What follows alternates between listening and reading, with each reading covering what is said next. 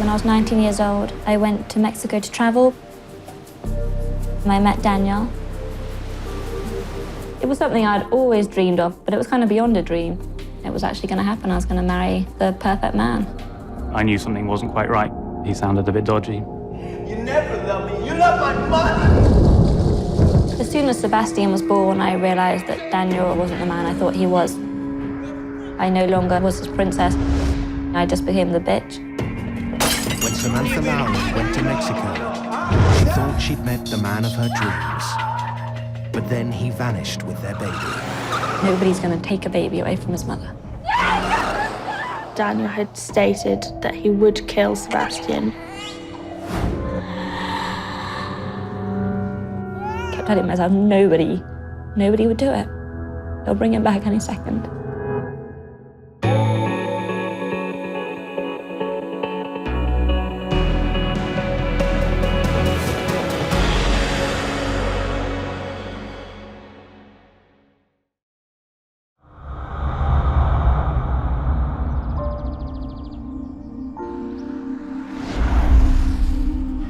In 2002, 19-year-old Samantha Lowry left her home in the Wiltshire countryside to go traveling in Mexico.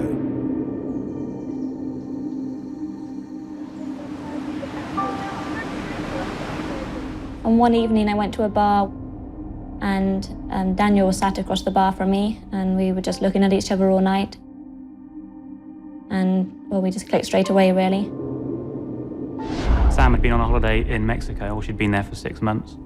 And she had met some guy in a bar, and she seemed to be very interested in him. He made me feel very special. He used to, well, treat me like a princess. It sounded like a fairy tale when she'd met this man that she was in love with, and he was wealthy. And We spent about 3 months together in Puerto Vallarta, and then I left to go back to England to go to university. And during the next 3 years, we stayed in close contact by email. I knew that I had strong feelings for Daniel, and he said he was still in love with me. So in August 2005, I booked a 2-week holiday to go and visit Daniel in Playa del Carmen.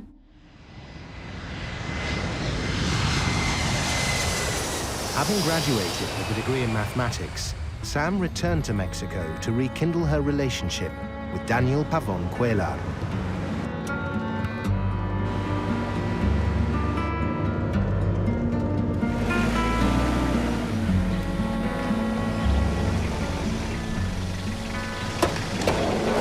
When I arrived, we clicked again straight away. He owned a hotel and booked a room for me to stay in. Daniel was an artist, and he came from an incredibly wealthy family from Mexico City.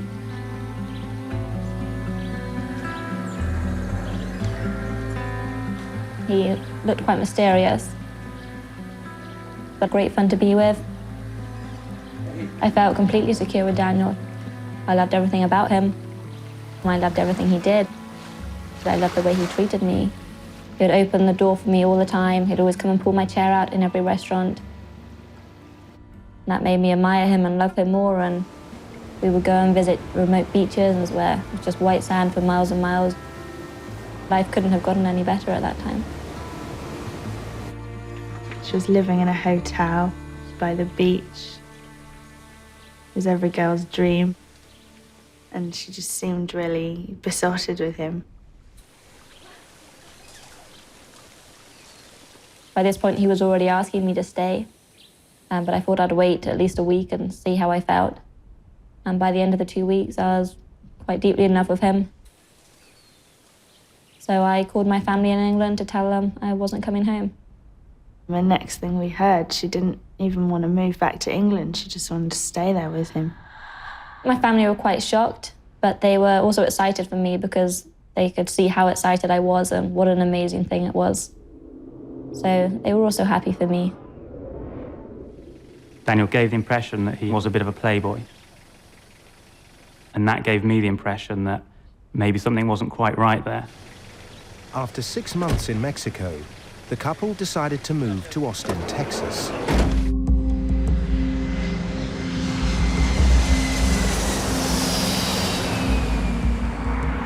Daniel's family owned a house there. We thought it would be easier. I could speak English.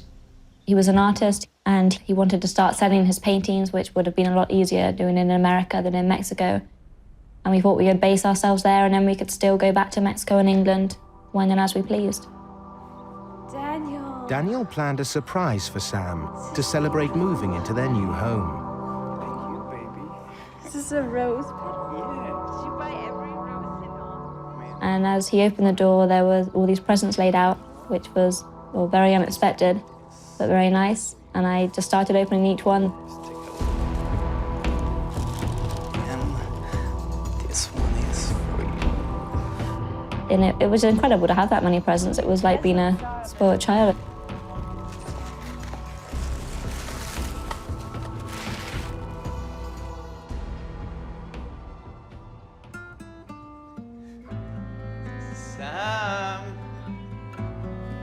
Sam.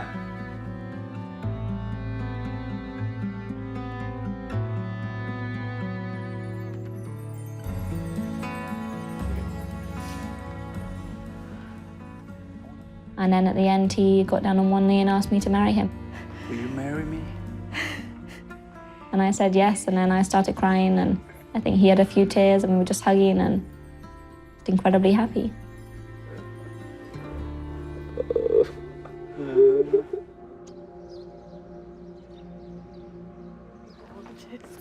My parents really liked him and really approved, and were just really pleased with how happy he was making Sam.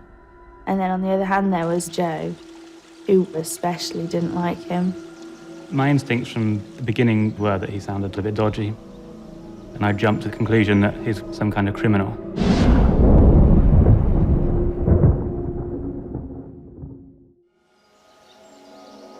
In August, I found out I was pregnant.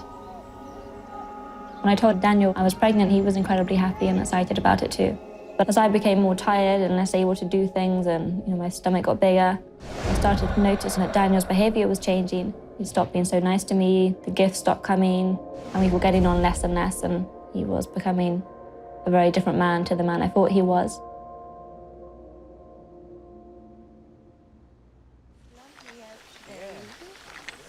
Sebastian was born on the 29th of March.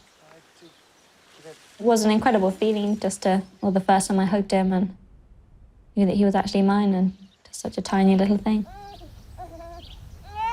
It was amazing, and I just loved him so much. There was nothing I wouldn't have done for him. I wanted to be with him every single second.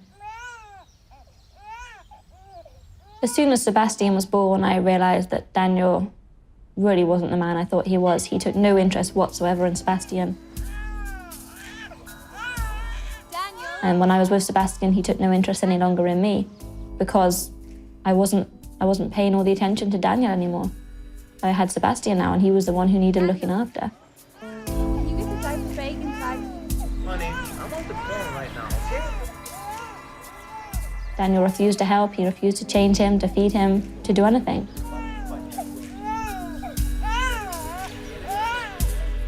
He would say a man's duty is to go out and work and bring in the money, and a woman's is to look after the baby in the house. Before Sebastian was born, he said he'd never held a baby in his life. And he just had no clue about babies. He didn't know that they needed constant looking after, and he wasn't willing to give it.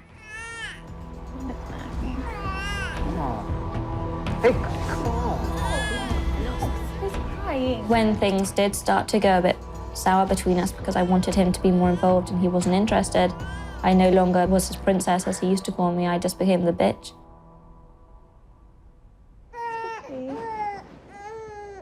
So, come on. Sam.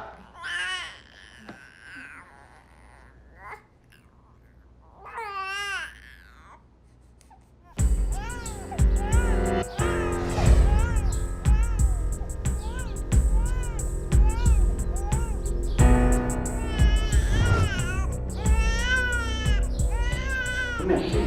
Do something with the baby, okay? Thank you. Adding to Samantha's trouble, Sebastian had an intolerance to baby formula milk, creating more of a rift between her and Daniel. Baby, I'm doing my work right now. Do something with baby. I was breastfeeding Sebastian every 1.5 hours, and he wouldn't rock him in the night if he cried. So I was incredibly tired and I was struggling, but he didn't want anything to do with it.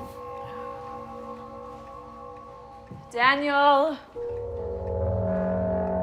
Daniel. On one occasion, we were sitting together eating and we were talking quite civilly, which we hadn't done for quite a while.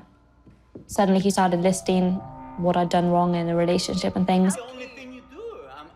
He was saying what a bitch I was, how pathetic, how I just always used him, never loved him. And that's the time when I called off the wedding. I didn't want that type of man bringing up my son. Let's build a family, okay?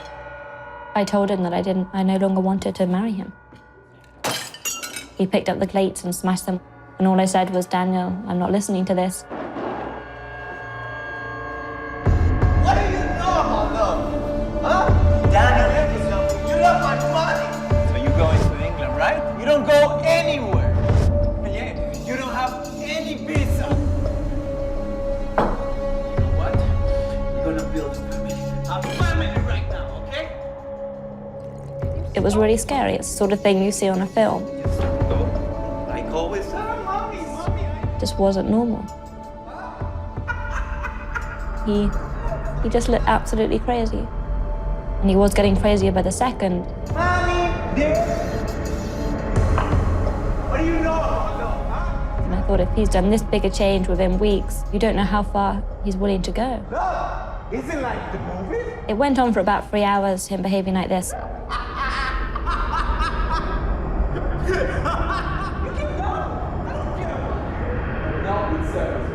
I was very, very scared. And I was incredibly scared for Sebastian. You can go to England, but Sebastian, stay with me. I promise. Sam decided that she wanted to take Sebastian back to Britain. But there was a problem. Under international law, she needed Daniel's permission. What's more, her visitor's visa had expired, making her an illegal alien. I went from completely trusting him and knowing he'd do the best for me to realizing that he had complete power over me now and he was in control of everything. If I didn't do as he pleased, then I would lose Sebastian.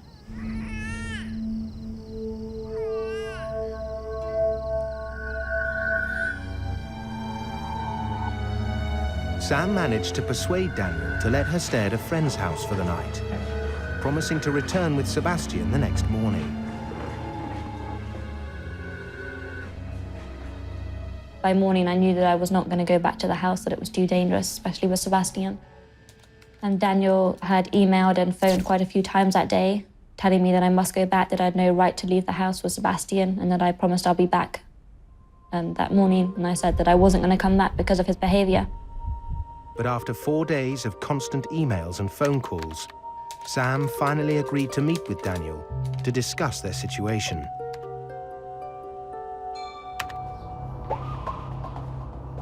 As agreed, Sam returned with baby Sebastian to meet with Daniel. At 4 o'clock, I took Sebastian round to Daniel's. How's the baby? I then thought I could have a nap while Daniel was going to be with Sebastian for a while. So I went and lay down. Sam, But a few minutes later, come on, go away. What are you talking Just about? go, come on. Daniel told me to get out of his house. So it's my time with Sebas right now. Why don't you leave? Come on, just go. Come on. Are you kidding me? No, I'm serious. Come on. So I didn't want an argument. I'd had enough of arguing. I went and stood outside the door. A few minutes later, I thought, this is ridiculous. I can't bring Sebastian round and stand outside the door.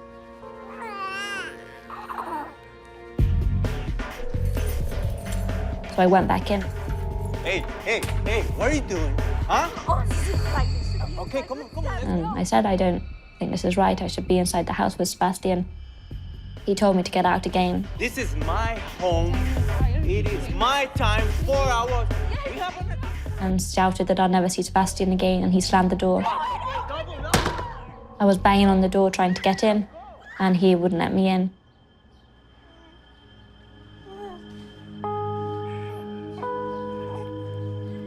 Daniel, open the door! Come on! Come on! Open the door! By this point, I was crying and really scared of what was actually going to happen. Let me in! Daniel, open the door! Daniel! Daniel, open the door! Come on! Daniel, come on!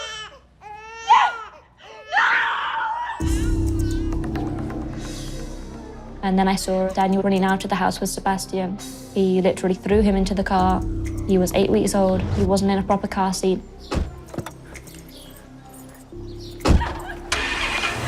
And Daniel got into the car and raced off at an incredible speed.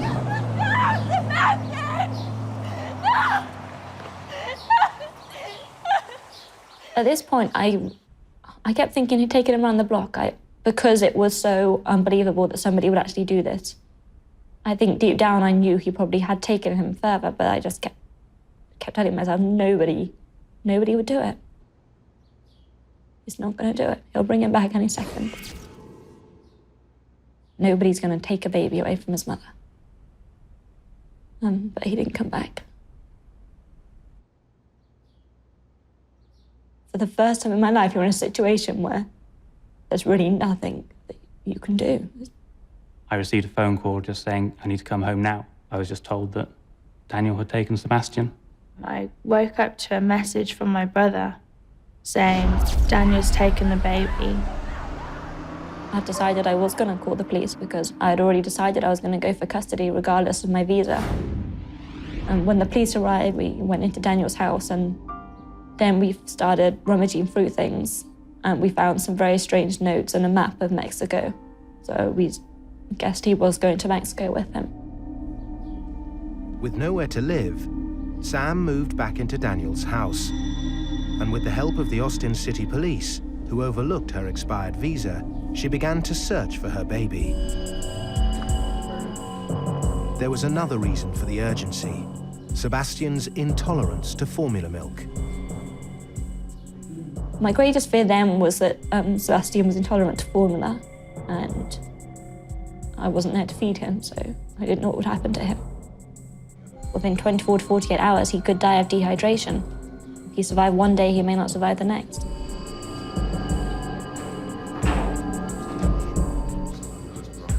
Hoping that Daniel would make contact, the police hastily set up recording equipment to monitor phone calls.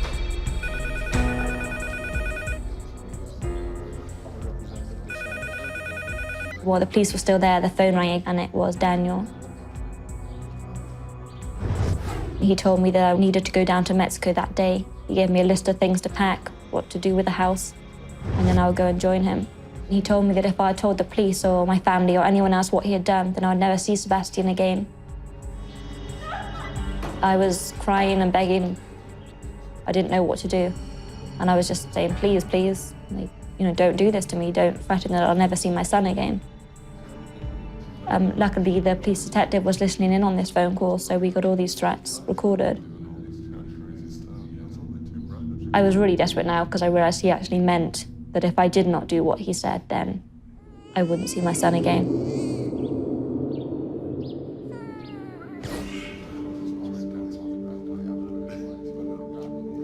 Daniel wanted me to go to Mexico where he could have complete control over me. And I told everyone I was going, and I was 100% set on going. But the police said it's just not safe for you to go. And eventually I was persuaded.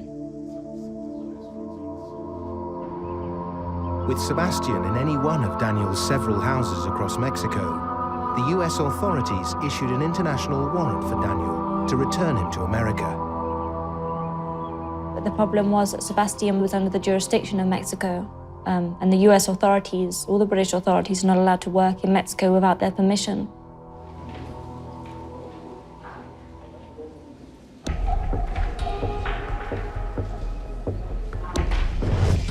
In a bid to help her secure Sebastian's return, Sam's family joined her in Austin. Daniel's house became the Lowry's command center.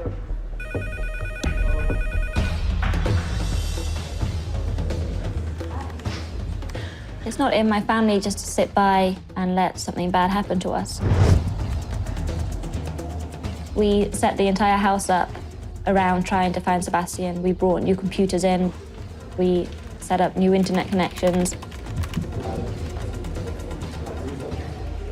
And we started trying to log any information we got on Sebastian's whereabouts or Daniel's intentions.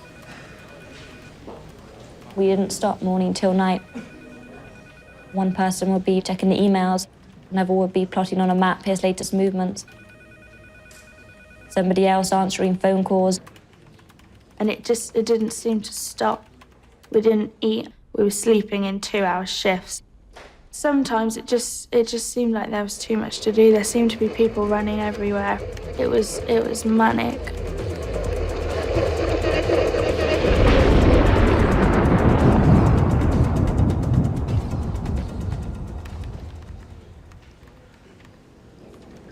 As Sam's family investigated Daniel's background, they discovered he had a history of abusive relationships. He had a current arrest warrant for unpaid child support from a lady who he had a child with years ago. And we found a previous arrest warrant on Daniel for stalking his ex-wife and harassment and threatening bodily harm with a knife. I mean, he had done this his whole life. He had abused a lot of people. It made us fear a lot more for what he could do to Sebastian.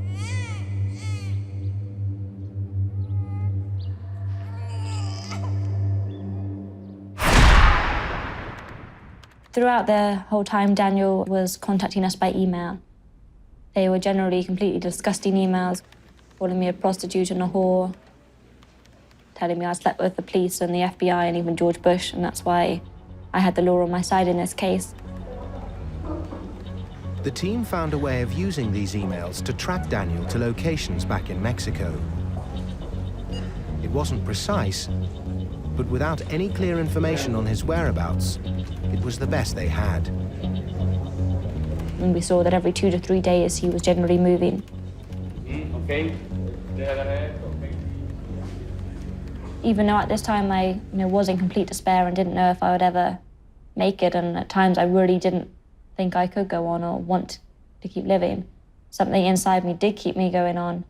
And I did know deep down that, even if it took me the rest of my life, I would keep searching for Sebastian. That was what I was going to do forever.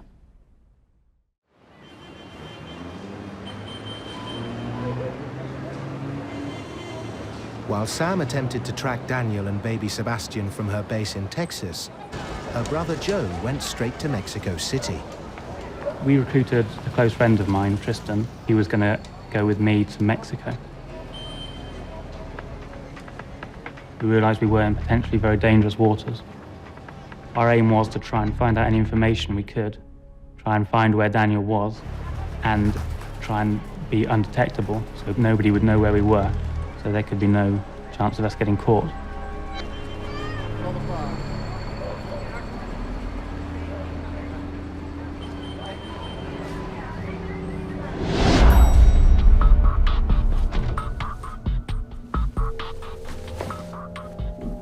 We brought cameras of various descriptions, GPS trackers, spy equipment that we might need to do our own investigation. Joe and Tristan were completely unqualified for the task at hand, but they decided to stake out Daniel's houses regardless. The main house that Daniel's parents had was in a very, very nice area indeed. There was high barbed wire fences all around all of the properties. They had security guards every 400 or 500 meters, which meant that we couldn't break into the property because someone would find out before we got anywhere, and then we'd be carted away by the Mexican police. So the plan was to put up some wanted posters for Daniel, which had a picture of Daniel on and said Sebastian being abducted. We put these up around the areas that his parents lived in. The purpose of this was to show the family that this was very serious. They could not just brush this under the carpet. When we were putting the posters up outside the parents' property, we actually spotted Daniel.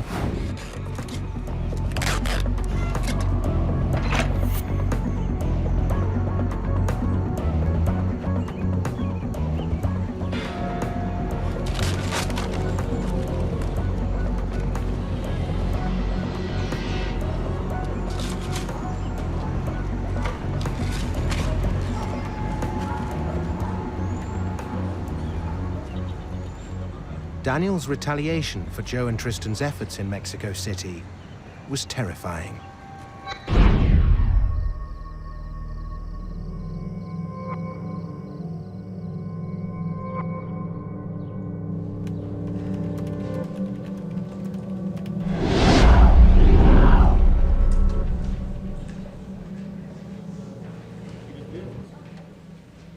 Daniel started a 6-day countdown that Sebastian will die. He wouldn't say why he'd die, he just would say he would die.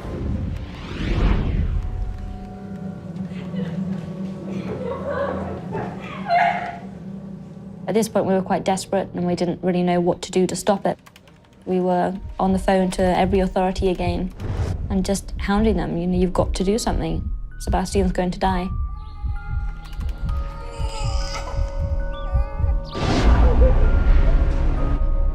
As each day passed, we were getting more frantic because in our mind, there was a realistic chance that he was going to kill Sebastian at the end of 6 days. Initially, we felt like, well, we had 6 days and that would make people act, but things were carrying on the same as before. Each day I was living in torture. It was just a feeling of complete and utter helplessness. And it was scary because, you know, a madman had the power.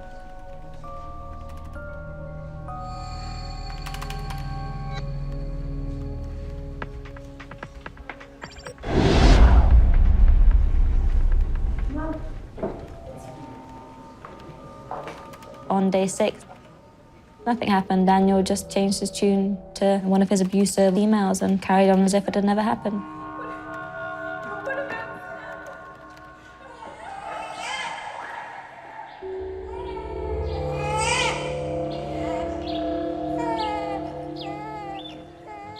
The hate I felt towards Daniel was insane, and it was really scary because I've never felt hate before, let alone that strong. I mean, I hated him so much. I was so angry at him.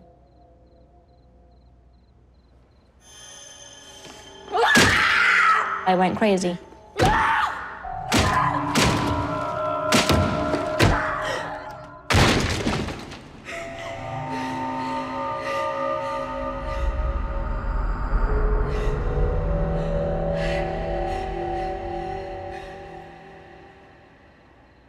I kept thinking, I can't do this for much longer. You know, a few more days and I won't make it. And at times I actually genuinely thought I couldn't make it. I didn't want to be living without Sebastian.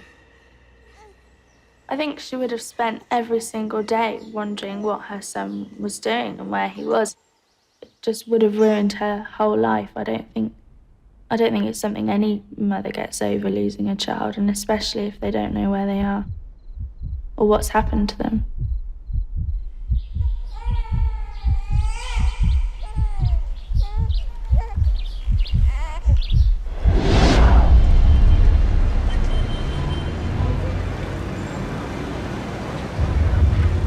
Six weeks after the kidnapping, Sam's family hired a female private investigator to help Joe locate Sebastian.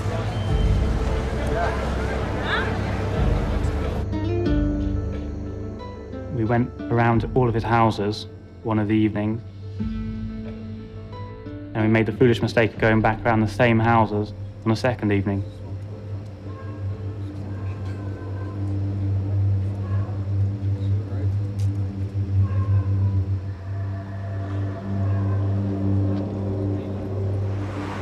We were trying to see if anything had changed so we could see if anyone was living there. Somehow we were detected.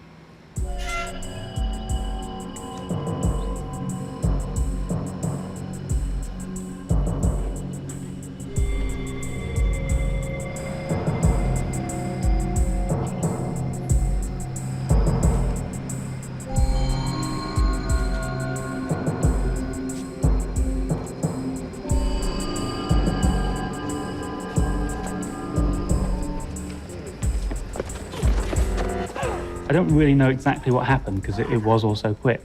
I think I was being dragged down the slope and one or two other people were kicking and punching me. One of them kicked me straight directly in the face. The PI lady, she was unconscious in a heap.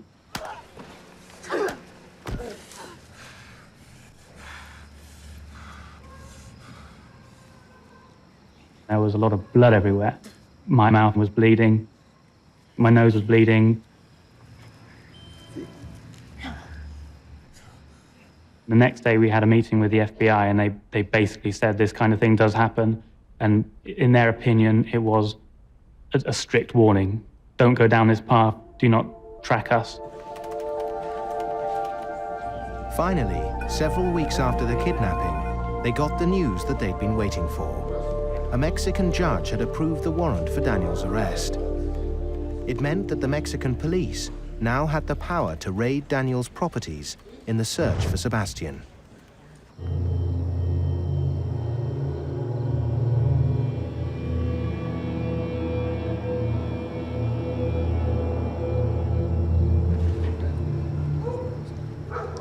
With the help of the British and American Embassy and the Mexican Child Welfare Division, a search warrant was issued by a Mexican judge. All of Daniel's houses were raided by the Mexican authorities.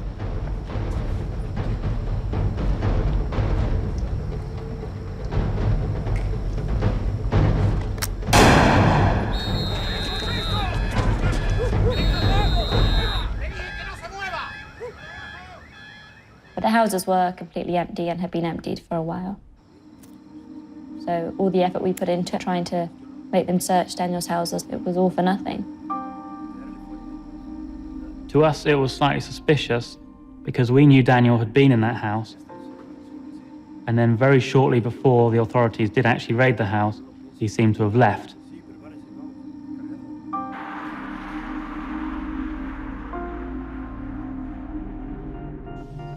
In mid-October, 5 months after Sebastian's kidnapping, Sam made a pivotal decision.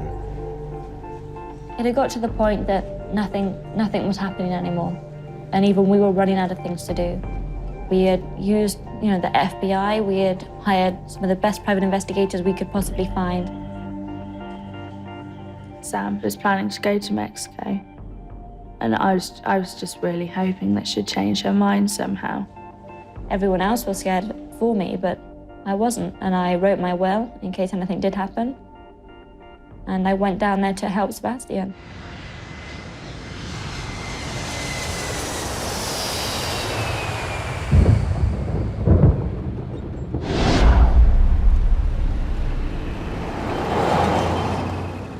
Nobody was keen for her to go to Mexico because we thought it was dangerous.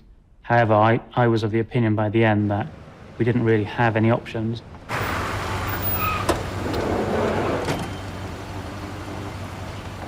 We had done everything that we could think of to try and save Sebastian. And we couldn't. We couldn't find him to help him. So I wrote to Daniel telling him that I would be in the Centro Historico, which is the center square of Mexico. I said I'd be there from 9 a.m. to 5 p.m. at night. And I begged him to come or to send someone for me or to just give me some sort of word of how Sebastian was, if he was even alive. Me and Tris were quite concerned for her safety, and we were aware that it was a badly thought out plan. And probably the full stupidity of it didn't really hit us. Sam was determined to do this anyway, so we didn't have a choice.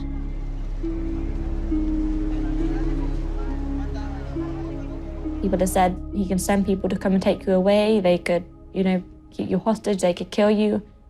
You're the cause of Daniel's problems right now, and all he needs to do is get rid of you, which isn't hard, and then they're gone.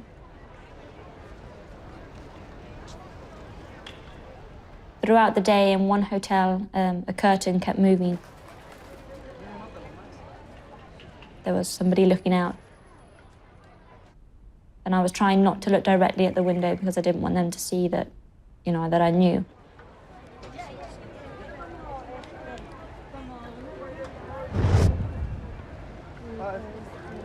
But nothing ever came of it. It didn't seem like it was them, or if it was them, then they had left. Despite sitting in the square all day, there was no sign of Daniel or baby Sebastian. Low on funds, the Lowrys were running out of options.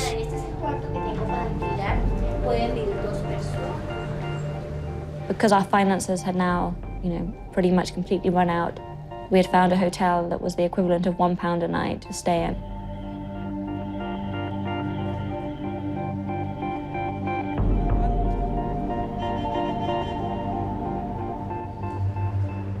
Because we were trying to save money, we were only eating rice and bread and bananas, so we all got quite ill.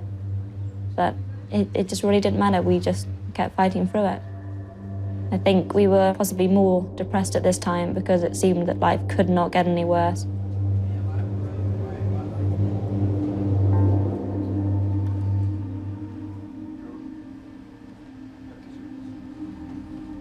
Then, out of the blue, Daniel sent a photo.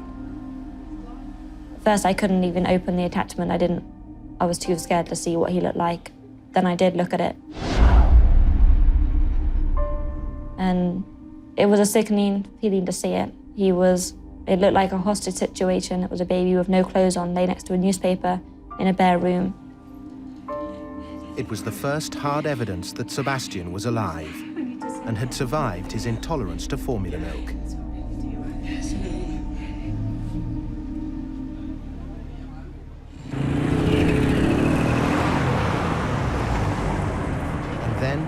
There was another crucial development. After Sebastian had been kidnapped for about 5 months, the wife of our lawyer said, "Do you think he might have narcissistic personality disorder?" I'd previously never heard of this personality disorder, which stems from childhood. And it's really where a person, deep down, they feel so inferior and inadequate that they can't deal with it. So they make up a false self, as it's called, that they are the greatest person in the world, and they actually force themselves to believe it. We started to consult with psychologists, and that gave us the idea that maybe there was the possibility of manipulating him. The key was to take control by finding Daniel's point of weakness. With the help of a psychologist, Sam began a barrage of aggressive emails. The psychologist asked us anything about Daniel's insecurities and fears. We were going to stoop to his level. That's part of the manipulating a narcissist. You stoop to their level, you copy what they do. When he says, you're a prostitute, you write back saying, you're a prostitute. I mean, it is that pathetic, but it's what you do. They became as disgusting as his, if not more.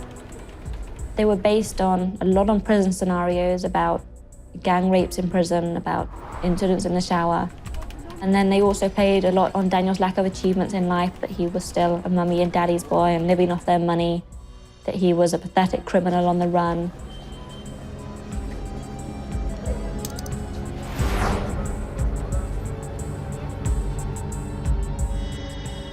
But at the end of each one, it gave him a way out. If you return Sebastian to me, we will stop, and we won't chase you to the ends of the earth. But if you don't, we will, and your life will end up in prison.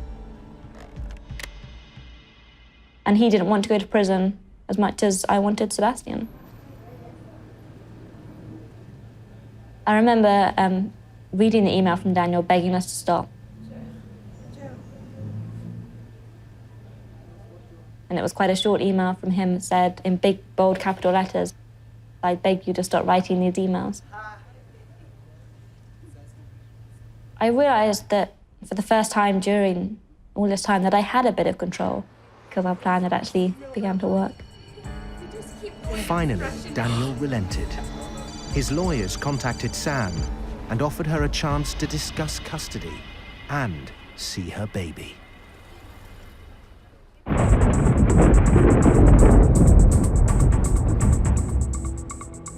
Six months after the kidnapping, Daniel's lawyers asked Sam to a meeting to discuss custody of their baby.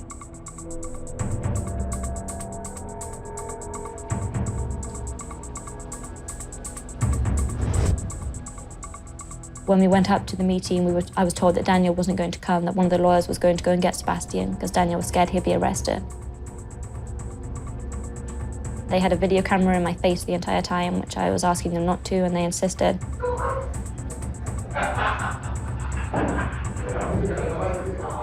I was very angry the way the lawyers were being. I kept crying and just kind of very confused and excited and scared. Daniel's lawyers wound us up the wrong way quite a lot. We found the lawyers to be quite arrogant, but there was also obviously the fear that Daniel would chicken out of giving Sebastian back, or something else would go wrong. And it took about an hour to go through everything and sign it. And although it felt we were so close, we were still so scared that it wasn't going to happen.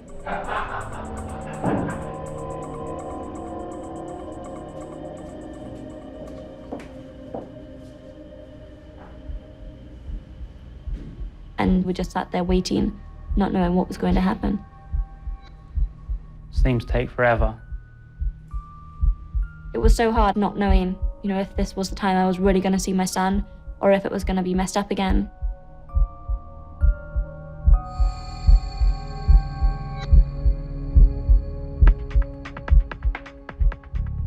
At last, news came that Sebastian was there.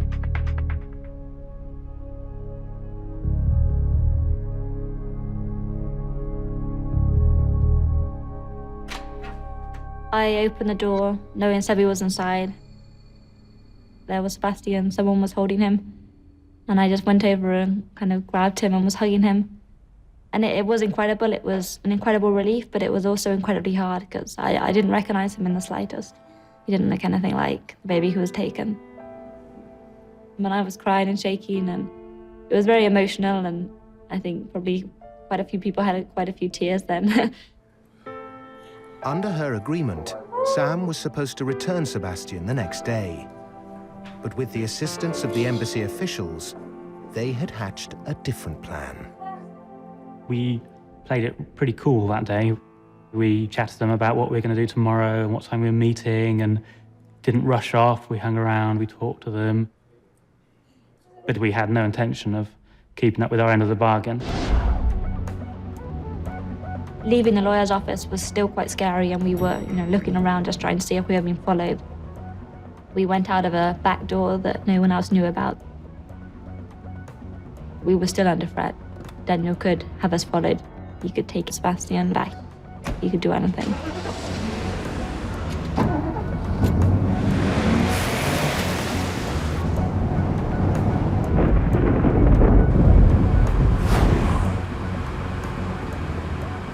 That was scary, and it wasn't properly over until I could take off in the plane. Take off and get out of Mexico.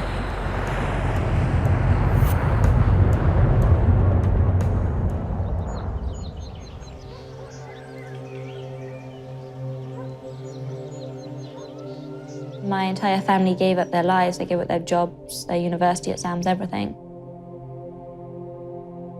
And it broke us financially.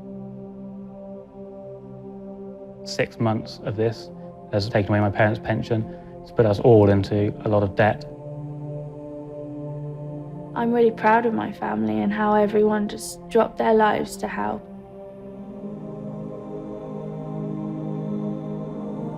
Daniel had no idea how strong I was going to become and how close and strong my family were.